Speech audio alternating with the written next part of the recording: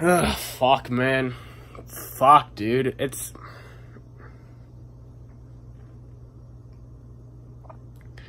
So I'm gonna go start off by saying that I only watched the final 10 green flag laps of this race. There was an overtime finish, some more like 14 laps, but it was 10 laps to go when I woke up, and sounds like I missed a hell of a race. I'm not gonna lie.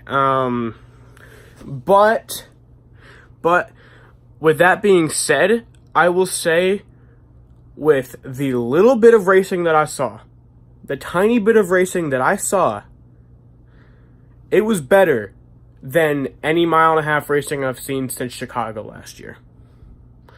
So if that's not saying something, I don't know what is.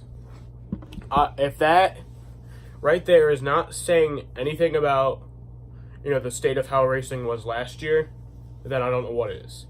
People always shit-talk Kansas. I love Kansas. No, I don't love Kansas.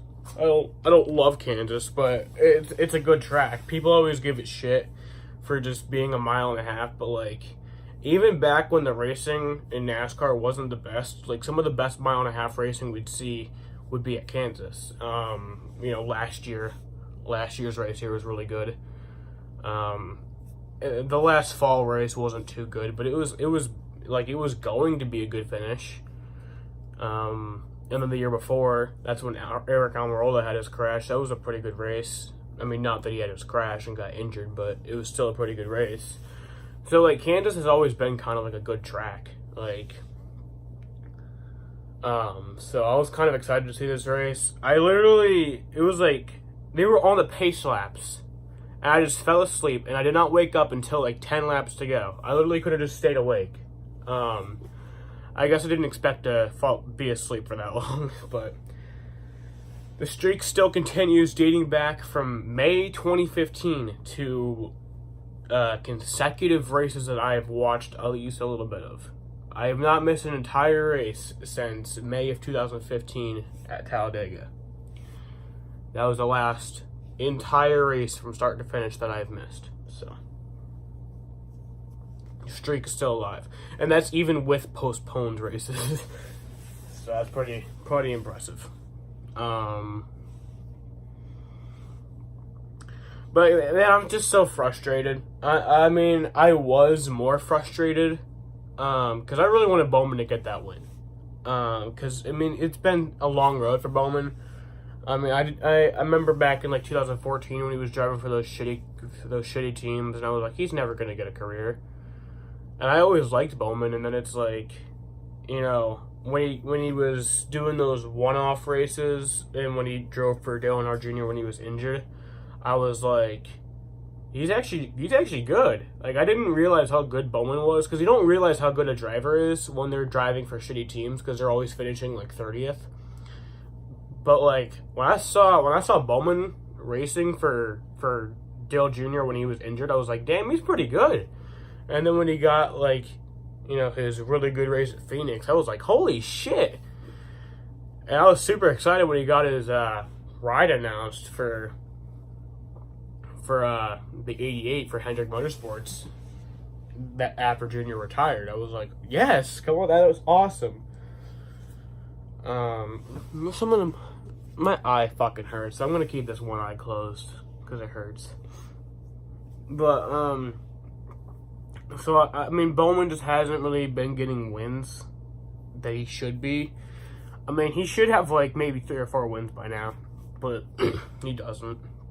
And honestly, it pisses me off, and tonight pisses me off, because, honestly, what does one fucking win? What does one pointless win mean to Brad Keselowski? I mean, Brad Keselowski has 2 wins on this season already. He's already locked in. Winning this race is 5 extra playoff points, I guess. Yeah, that is true. That is true. But still, shut the fuck up. But I was pissed about this, and then I thought about it, because I wanted to think of the positives. We had a really good race tonight. That's one of the positives. But the other positive that I thought is Alex Bowman. At Talladega, he finished second. Yes. Best career finish.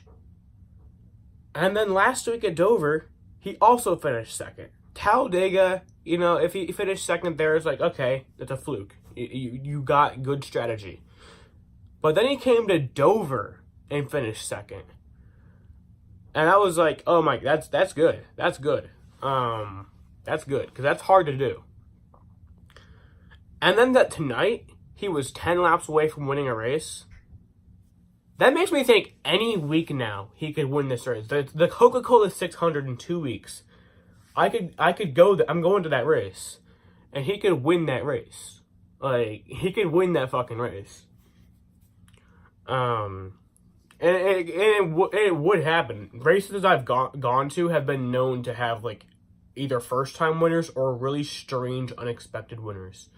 We had fucking Ryan Newman, which I guess is kind of like a strange winner. Brian fucking Vickers. Yeah, I know. But then we had Matt Kenseth. That's not strange. So then AJ Allmendinger. Yeah, a race that I went to, AJ Allmendinger won. Yeah. So, like, yeah. So, it could happen. Alex Bowman, I guess, is pretty good at the 1.5 mile tracks, I guess. I don't know. I don't pay enough attention to that. I got other drivers to pay attention to, and now that I'm watching baseball more, I'm paying more attention to that, pretty much, than I am NASCAR. But honestly, I wouldn't really be pissed off at myself that I missed most of this race, except just recently I'm falling asleep through like a lot of baseball games, and it's just like, you need to stop. Like last night I woke up in the 7th inning. So yeah. But I don't know what all I missed tonight. Before that, I know that Kyle Busch lost his top 10 streak, so that fucking sucks. That fucking sucks, bro. That really sucks. But I don't think they really mentioned that Kyle Busch had 2 top 10 finishes to finish off the season last year. So I do think that Kyle Busch has the record of most consecutive top 10 finishes, because I know that Morgan Shepherd had 12 consecutive top 10 finishes. But I don't know if that was to start the season or if that's just consecutive top 10 finishes, because if so, then Kyle Busch has 13 consecutive top 10 finishes because of the 2 races to finish off last year. So, I don't know. I don't know if that's the statistic that they were looking at, or if they were just looking at to start off the season. So, yeah. Clint Boyer was pissed at Eric Jones. I thought it was pretty fair racing that Eric Jones was doing. He was blocking. That's racing. If you have a problem with people blocking you, then don't be a race car driver, I guess. It's as simple as that. If you have a problem with people blocking you, don't fucking be a race car driver. But at the same time, I kind of do wish that Clint Boyer wrecked Eric Jones, but not on the final lap. Like, if he did it on the final lap, I would have been pissed. Because it's like, there's no point in wrecking him, and then you do it on the final lap of all laps, because that's something that pisses me off. I feel like a race should have to end under green flag. Unless if it's like a rain-shortened race. Or like if a car goes flying into the catch fence, I can understand calling the race right there, because that's going to take a long time to, clean up. But I feel like, because it's been like that forever. If a caution comes out on the final lap, the race is immediately over. And that pisses me off. I feel like if a caution comes out in the final lap, the race should have to restart. That's what ARCA used to do. I feel like they should do that. Because then Bowman would have another chance. So, yeah, I'm pissed. I'm pissed about that. But, like I said, Bowman finished second at Talladega, okay. But then he finished second at Dover, and then he almost won tonight. Like, he's coming close to a win. He could do it any week now. I don't know if he'll be in the All-Star race next week. I'm assuming that he will be, because, like I said, he's that good.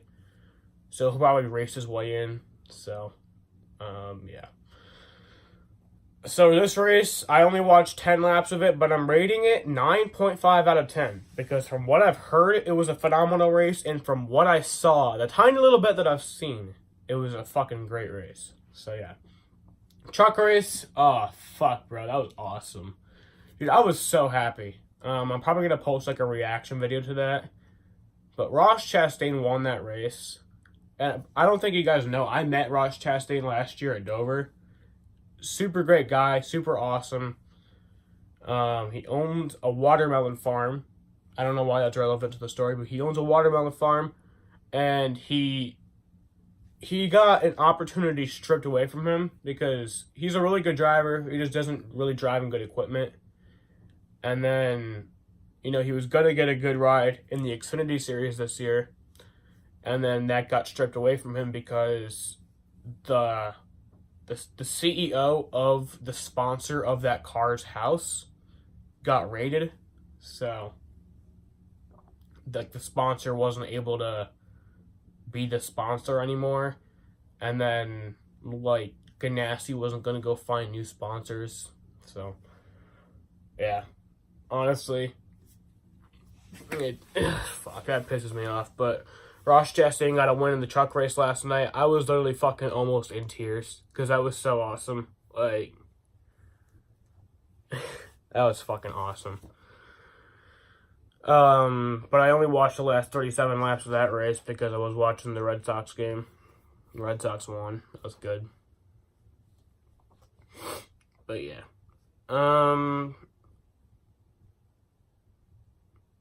Yeah, All-Star races next week. They also got a truck race next week. Isn't there an Xfinity race at Iowa? No, I don't think so. It used to be there would be a truck race on Friday night at Charlotte. The All-Star race on Saturday night at Charlotte, and then Sunday they would run the Xfinity race at Iowa or some shit like that. I don't know. I don't think they do that anymore. I think they run the Iowa race in June. So, yeah. And then the Coca-Cola 600 will be the week after that. I'm actually pretty pumped for that because I'm going to that race, but also because the Indy 500 and the Monaco Grand Prix is that day. I don't know how I'm going to watch that. I don't know how I'm going to watch that race because I'll probably be at the track. So, yeah. Maybe on the big screen at Charlotte, they'll just have the Indy 500 playing. That'd be fucking... I don't know. If they don't do that, then there's no justice in this world. Yeah. But yeah. Good race. Great race. Probably the best race or best mile and a half race since Chicago last year. So, yeah. All right. Bye.